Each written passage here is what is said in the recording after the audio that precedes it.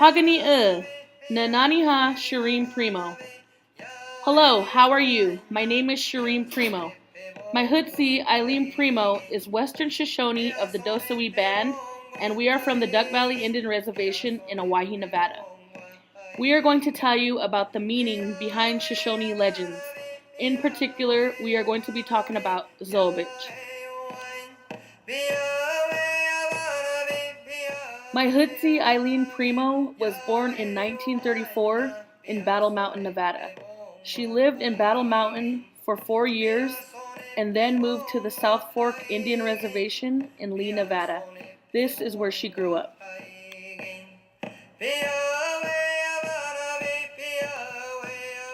Her Hootsie, Minnie Tybo, raised her. Katie Wilson, who is in the picture, is her Hootsie, Minnie Tybo's mom, and they were both born in the 1800s. Her grandma, Lucy Cortez, and her mom, Ada Johnson, taught her the Shoshone language. They barely spoke any English, just Shoshone. Lucy never talked one word of English, strictly Shoshone.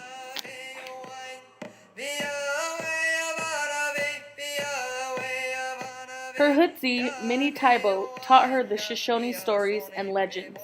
She was a storyteller, medicine woman, and midwife. Her Hootsie Minnie died at the age of 112. She raised her and her siblings after her mother died, along with their dad, Bert Tybo, and their stepmother, Agnes Manning Tybo. Every evening and every morning, her Hootsie blessed them with her eagle feathers and sang her medicine songs. And they never got sick. Especially my Hootsie, Eileen. She never got sick. Eileen is 82 years old now and a storyteller like her Hootsie. She is a rock hound, gardener, and at a young age a horsewoman. She raised many grandkids and great-grandkids and wishes to pass the Shoshone language and stories down to the younger generation. This clip that I am about to show you is a story told by my Hootsie, and she will be talking about Zobich.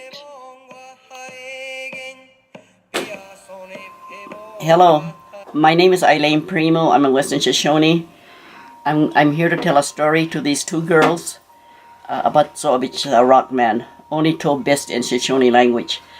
This story is told to me by my Hootsie, Minnie Tybo from Battle Mountain. She told me a lot of stories to my sisters and I, but this one is outstanding because she told it many times again just to scare us when we were little. This is Zobich, the rock man that lived up in the Pine Hills in Austin, Nevada. Probably he's everywhere in mountains, but he is Zobich, and the the Shoshones really feared him because he comes in the evening, and they can hear him coming way back there, hollering and crying, and they know he's coming after one of the kids because he takes one of the kids and kills him, and I don't know what he does with him, but he takes little kids in his, he has a sack behind him. He's made out of rock. He has a big pine sack behind him that he throws the kids into. So they hear him coming when they're having their evening feast by the campfire, and they all start crying, get scared. Here comes Zobich, Zobich is coming. And he would cry. My grandma always cries like Zobich.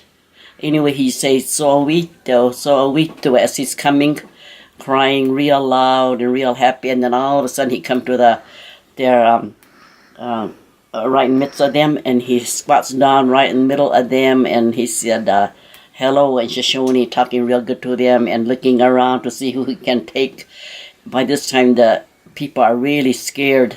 They couldn't say one word because they're scared of him. He sat and ate with them and talked to them just like any normal person, talking. Finally, he looked around and his eyes rested on this young man. He was kind of a teenager, not a little boy now, a teenager. He got up and said something to the Shoshones and got up and walked over to the young man and picked him up and just threw him in his sack because he's a real big man, Zobich. He threw him in there and went away happy, crying his Zobich song, going down the hill crying. And this young guy, he thought real fast, Wazovich is going to kill me when he gets to his den. I gotta do something. He was thinking. Wazovich was running along on the trail under the pine nut trees, and that guy looked up. He saw the pine nut branches, and he said, "I'm going to grab that. I'm going to grab one of those branches, and I'm going to climb up there. I'm going to climb up there and get away from him."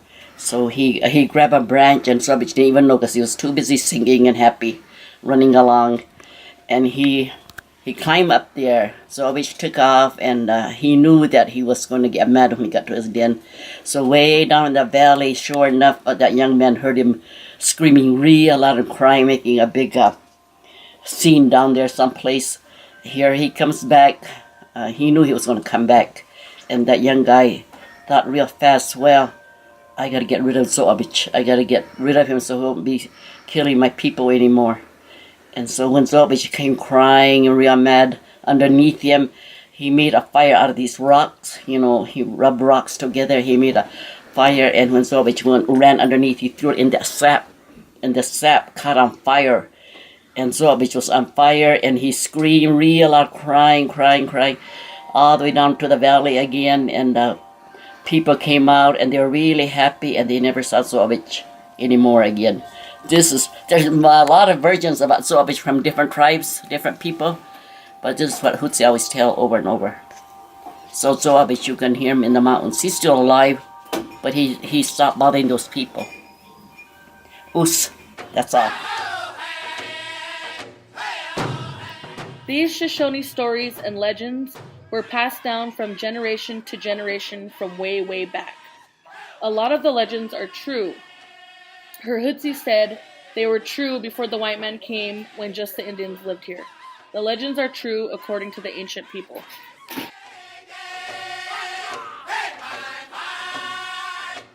The purpose behind the Wazovich story was to scare the kids. She said, us kids would all sleep in the same bed as our Hutsi. When we were in bed and not behaving, Grandma would reenact the story and cry like Wazovich, and us kids would hide under the blankets. She was a very good storyteller.